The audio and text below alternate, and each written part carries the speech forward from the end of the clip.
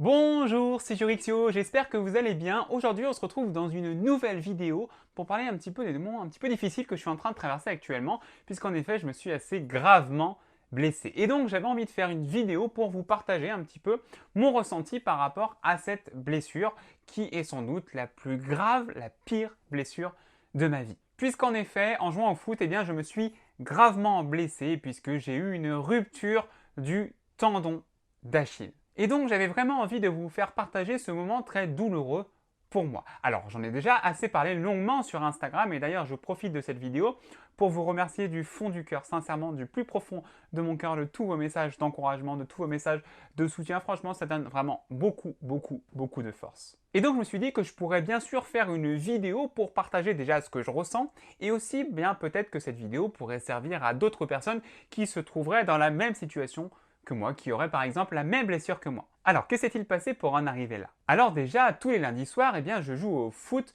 dans un club de foot qui se situe à proximité de Lyon, à Tassin-la-Demi-Lune. Entre potes, voilà, je joue en foot loisir, donc c'est censé être un foot sympa. Et donc, comme tous les lundis soirs, ce lundi 20 mai, eh bien, je vais au stade pour aller courir un peu et donc pour aller faire du foot avec mes potes, m'amuser, me faire un petit peu de sport, faire un petit peu d'activité physique, parce que c'est très bon de faire du sport. Alors tout va bien, la première mi-temps se passe super bien, je crois qu'on gagne assez facilement. Ensuite, eh bien, il y a la mi-temps, on fait une pause donc pendant la mi-temps, avant d'attaquer la deuxième mi-temps, et là, au bout de 10 minutes en deuxième mi-temps, eh bien, le drame arrive. Là, je reçois le ballon, je me souviens très bien, je reçois le ballon, et derrière moi, il y a un adversaire qui me tacle par derrière, et qui donc prend mon pied d'appui, le pied droit en l'occurrence, prend mon pied, et bien sur ce moment-là me fait un très gros tacle et donc me blesse. Et c'est à ce moment-là que je tombe et que je hurle de douleur. J'avais tellement mal, vous imaginez même pas. J'avais vraiment envie de vomir, j'étais à deux doigts de tomber dans les pommes limite. Et donc, des potes m'ont sorti du terrain, ils m'ont dû me porter pour sortir du terrain,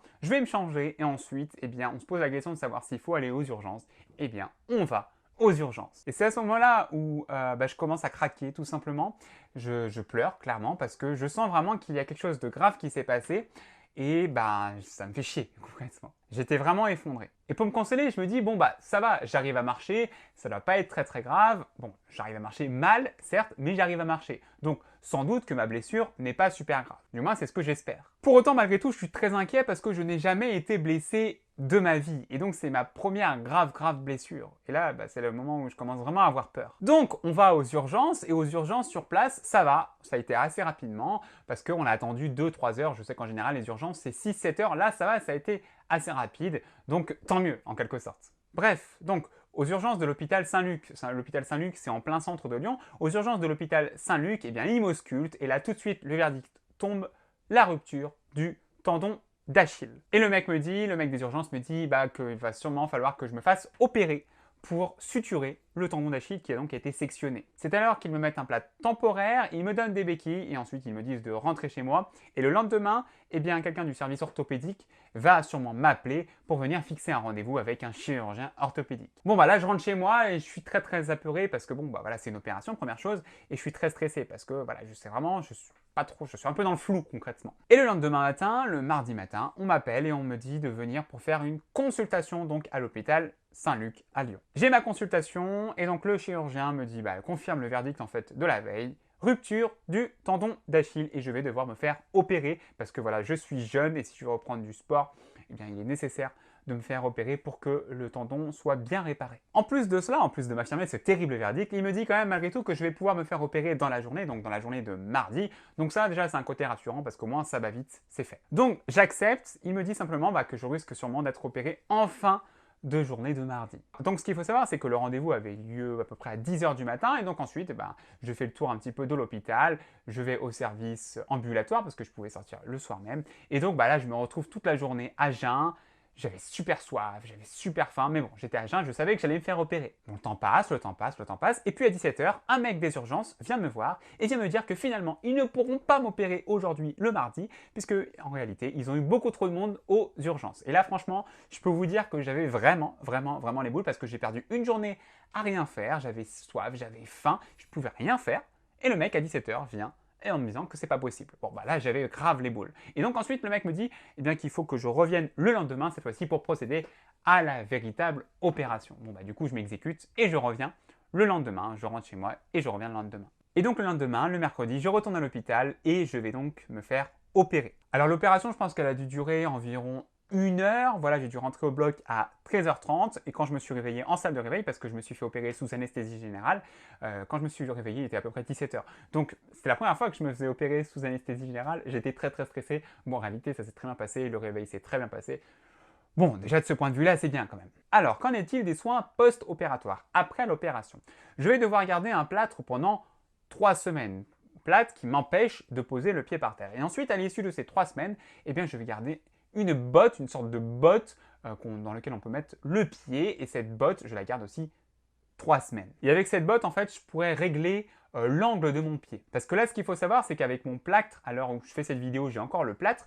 Donc, mon pied n'est pas comme ça. Le pied est comme ça, c'est-à-dire en équin. Donc, il est à 120 degrés, je crois. Il est comme ça. Et donc, grâce à la botte, on va pouvoir petit à petit remonter l'angle de mon pied jusqu'à 90 degrés. Et puis normalement, si tout va bien, j'espère en tout cas, j'espère du plus profond de mon cœur, si tout va bien, au bout de 6 semaines, eh bien je ne serai plus immobilisé et commenceront alors les séances de rééducation chez le kiné. Alors maintenant, que penser de tout ça? Et c'est vraiment la raison pour laquelle je fais cette vidéo, parce que voilà, j'ai vraiment envie d'exprimer et de vous partager mon ressenti. Alors c'est vrai que cette blessure a été vraiment affreuse, je l'ai vraiment très mal prise, parce que déjà elle est survenue à quelques jours de mon anniversaire, elle est survenue le 20 mai et je suis né le 25 mai, bon ça c'est anecdotique, mais quand même la team Gémeaux, s'il y a des teams Gémeaux, eh bien, RPZ. Mais ce qui m'a fait vraiment mal, c'est que avant la blessure, j'étais vraiment, d'un point de vue moral, d'un point de vue physique, j'étais vraiment au top de ma forme, j'étais super bien et j'attendais vraiment les beaux jours pour profiter au max.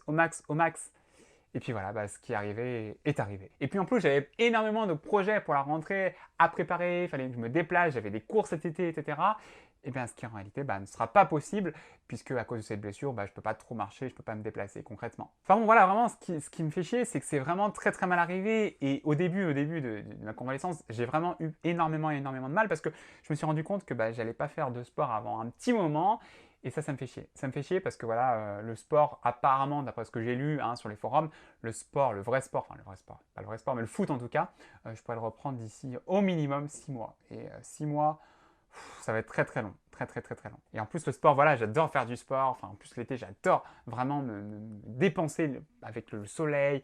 Ça fait tellement du bien. Et là, je pourrais pas, du coup, en l'occurrence. Mais bon, tant pis. Après, dans un autre sens, il faut impérativement que je relativise. Et ce que je dois me dire, c'est qu'il y a clairement des choses, mais complètement, mais 10 fois plus graves dans la vie. Alors certes, ça intervient à un très mauvais moment, mais ce qu'il faut se dire, c'est qu'il y a des choses tellement plus graves dans la vie. Je ne suis pas paralysé, j'espère du moins en tout cas. Je n'ai pas de cancer, je l'espère également. Donc ça, c'est des choses qui sont bien plus graves à mes yeux. Et dans ces cas-là, il faut toujours relativiser parce que j'étais aux urgences et je voyais des personnes qui étaient plus jeunes que moi se trouver dans un état beaucoup plus critique que le mien. Et c'est dans ces moments-là où il faut se dire que finalement, on n'a pas été si mal loti. Certes, ça intervient à un mauvais moment, mais il faut aller de l'avant. Mais donc je garde le sourire, je positive et donc je vais profiter de ce temps pour me reposer, pour lire, pour me détendre, etc. Et c'est vraiment dans ces moments-là où tu as la jambe immobilisée, c'est vraiment dans ces moments-là où tu te dis qu'on a de la chance de marcher sur nos 2 jambes. Et je pense que dès que je serai remis sur pied, je pense que j'appréhenderai les choses un petit peu plus différemment et j'aurai conscience de cela. Parce qu'avant cela, c'est peut-être un réflexe naturel chez l'être humain que de marcher avec ses 2 jambes, mais maintenant, j'en aurai conscience du fait qu'on a une chance en réalité de marcher avec nos 2 jambes. Voilà, j'avais vraiment envie de vous partager cet épisode un petit peu difficile de ma vie. Bon, je relativise, comme je vous l'ai dit, je positive. C'était vraiment important pour moi de vous faire un petit peu mon ressenti, de vous faire partager mon ressenti par rapport à tout ça. Alors pour ceux qui n'ont pas quitté la vidéo et qui sont toujours là, eh bien merci du fond du cœur d'être là. Merci du fond du cœur du soutien. Et surtout, prenez soin de vous, prenez soin de vos proches et aussi prenez soin de vos pieds et profitez bien de vos pieds. Pour moi, voilà, ne cessez jamais de croire en vous.